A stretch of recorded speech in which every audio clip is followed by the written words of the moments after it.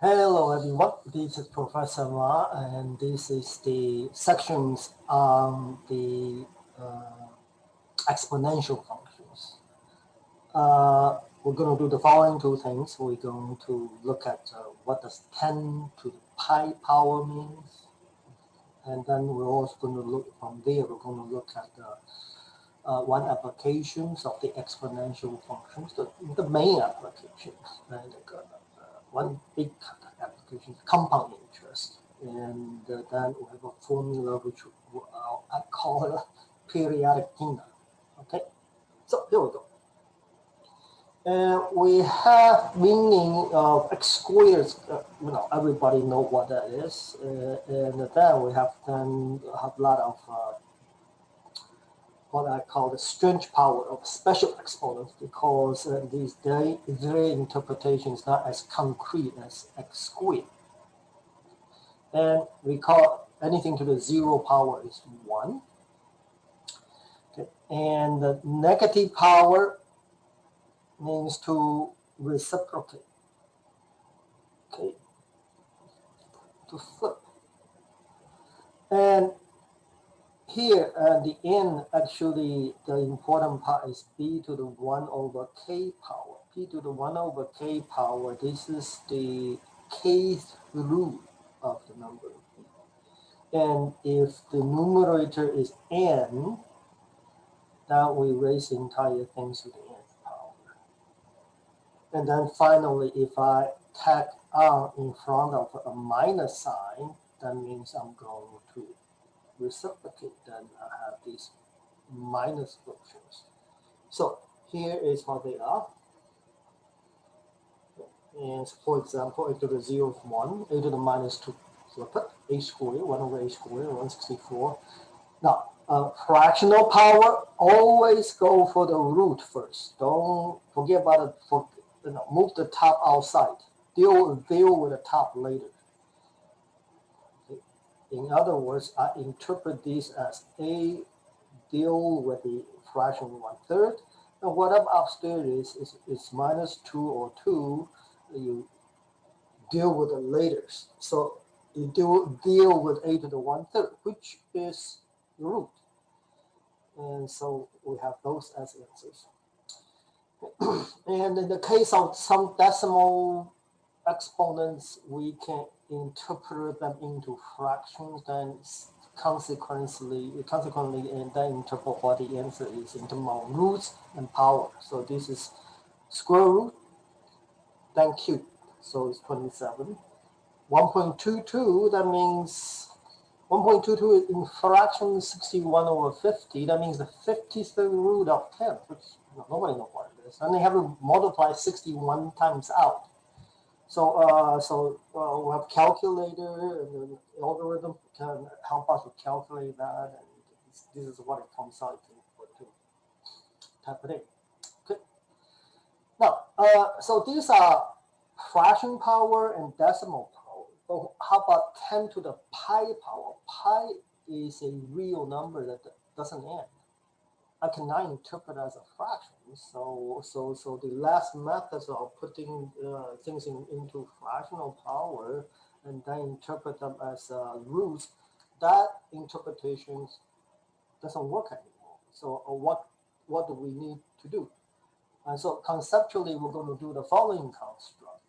Okay, and that is we're going to approximate the answers. So we're going to construct a theoretical answers for 10 to the pi. And the way we construct this is that we'll first interpret the number pi as just 3.14, and then look at what 10 to the 3.14 powers is 3.14 is 314 over 100th power. Okay, meaning take 100th root, and who know what that is. And after you do that, multiply that numbers to itself 314 times. And the calculator tells you it's roughly 1380. And then I keep making better and better, take larger and larger of the fractional approximation of the pi to convert them into roots and power. Okay. And as I keep on doing this, you notice the front part of this answer is already fixed. Which front part? 138. From here on, the 138 wouldn't change. And then you will, later on, then you will find out 1385, that part wouldn't change. And then you keep doing this, you'll find out then if you can wait until every number is stationary, so you wouldn't change, you find out that number is roughly 1385.45, and another decimal, which will not change as I keep doing this approximation procedure. And this number, conceptually, I really don't know what it is. I can estimate it, but has no pattern, and it just, I don't know which number, how can I calculate the digits that way down the line? There's no way to do that.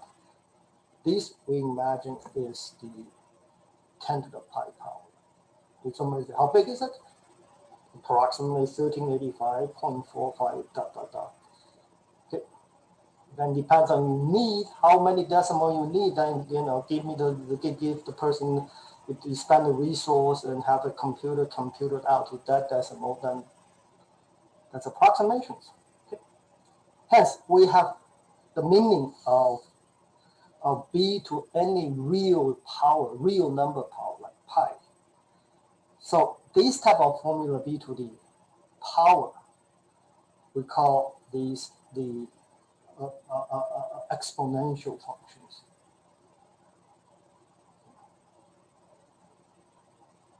That, for instance, 2 to the x. Okay, and now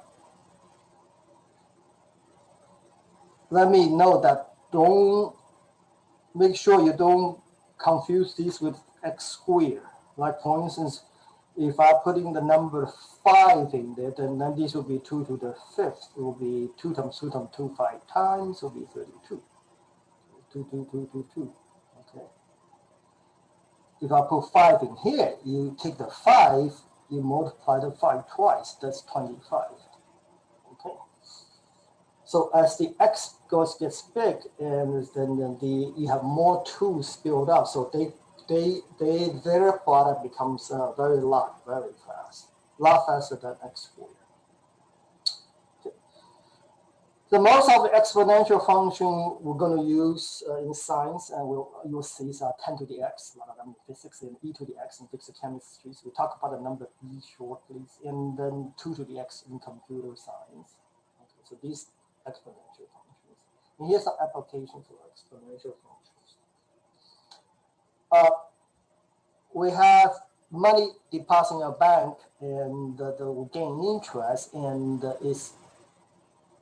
its interest rate is 1% compounded monthly. The word is very important because it gives you a time period.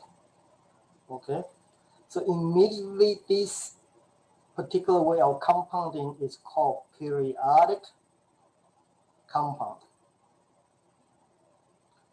Later on, we have a different type. We call that continuous compound.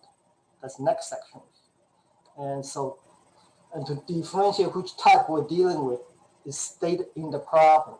We'll state as compounded continuously or compounded, then to give you a date, a period. In this case, monthly. Okay. And what does that mean? That means every month you get 1% interest, and then you take the interest, you put it back in the principal. And so the principal is a little bigger. And then next month is 1% of that bigger principal, the one that have grown a little bit. Then you take 1% of that, put it back in that grow, then you grow a little bigger, and so on. Keep doing that. This is compound periodically. Do it once every month. So we're going to call P the principal. I is the interest rate every period. In this case, 1%. And remember, 1% in decimal is 0.01. We're going to need decimal point. A is accumulations. Okay. So after one period, $1,000 plus 1. 1 is the original principal. 0.01 is the interest. $10. So altogether is 1010 at the end of 1 month. At the beginning of the second month, that is the principal. We're going to have 1% of that as interest at the end of second month. So we take the principal times 1 plus the interest. And notice that's 1 plus the interest rate I squared, because the second month we have done it twice. Okay. And then you calculate if you that much. And if I do a 3 months, and then you find out, then the formula is the previous principal. Now it's beginning principal is here. And after 1 month times that, and so it becomes the third power. So, and that is give us a nice patterns, and that is after n month, after 4 months is fourth power. And in particular, the general formula is that after m periods, n will become the power. And we have this formula, I call it the PINA formula, because P times the 1. 1 is come with a formula indicating it's the original principle. Okay. Plus whatever the rest, if you expand these, you get a lot of terms times P, and those are the extra interest. And that come out to be 8. So here's a picture of it. What's the pictures? I mean, a lot of time we do financial planning, we draw a line and like mark down the time, 1 year, 2 year, 3 year, 1 week, 2 weeks, 3 weeks, and here's 1 month, 2 months, and here's 1 period, 2 period, third period. And we put the money and the calculation underneath, okay? And we say, starting from P and principal after 1 month, after 2 months, after 3 months, and so on down the line. After n months, then that's how much is in the account. So here's a problem, and monthly interest compound 1%. How much will be there after 60 years? Okay, so the principal is 1,000, and the interest rate again 1%. 60 years, you need to convert it into month, because this is updated every month. 720 months, and put into the PINA formula, and then you take a calculator always with 720 power. So after 60 years, it's roughly $1.3 million. Okay. 1% monthly interest will start with $1,000. Not bad. Now, a lot of time the formula we have in general is that we will have the interest rate quoted instead of periodic. It will say, to give us the annual, the yearly rate, and it tell us how many times we compound. Okay, so for instance, they might say the interest rate 1 year is 12%, and the frequency F is 4. That means 4 times, means that the 12 is split into 4. So we take 12 divided by 4, and that's the index. So then the formula become 1 P times 1 plus this is I. And if we have this over, say, K years, and K is the number of years, and there are 12 months in 1 year. So this will be K. Oh, no, I mean, not month. I mean, we're going to do F times in 1 year. So we have F times K, and then finally these whole things. So I have this formula P1 plus R over F. F times K is equal to A. Okay. Or PRF FKA. Yeah. Profit. Okay, so another formula. Okay. And here is the example. So this is the periodic rate because we do 12 times in 1 year over 9% interest. And 40 years is this many months. So we and then put in the calculators, and that's what the answer will be. Okay. Here is the plot for 2 to the x, and every exponential function with the base that's more than 1, then they will keep getting higher and higher as more and more power. So basically look like this. So this is basically y to the 10 to the x and y to it looks like something like this. Okay, so this is a picture for 10 b to the x with the base bigger than 1. If the base is smaller than 1, like 1/2, then the more power you take, the smaller the output is. So the pictures become lower and lower as the power becomes more and more. So it goes the other directions. Now, let's go back to the PINA formula. Okay. And here is a pictures of very generous 20% yearly rate. Okay, and then remember that the profit formula, that it depends on how many times we want to compound. The green line is quarterly, the green line means yearly, means at the 20% 1 year, you get 20%. And then after another year, it's compounded yearly. So you start out with 1,000, after 1 year is 20% is 200, it's 1,200. So you get $1,200 now. After another year, 20% of 1,200 is $40. So you have here is like roughly 14, 40. Okay, right here. I'm following the green line. And then 3 years you got this. Every year you do this. If I follow the quarterly line, I'm not quite sure. It's kind of like this green color line, kind of greenish green. And then notice that in 1 quarter, in 1 year, I get 4 quarters. Okay, and so every time I use it, since 20% divided by each time I do 5%. So this will be $1,050, and this is another 5% of that. And notice that as they progress, I do it more often. They outpace that the once a year, the green line.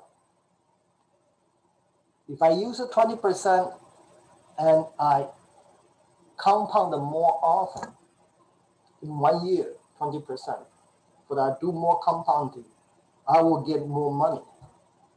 So if I were to do this every month, then I will get the result of the purple line, which the accumulation is slightly more.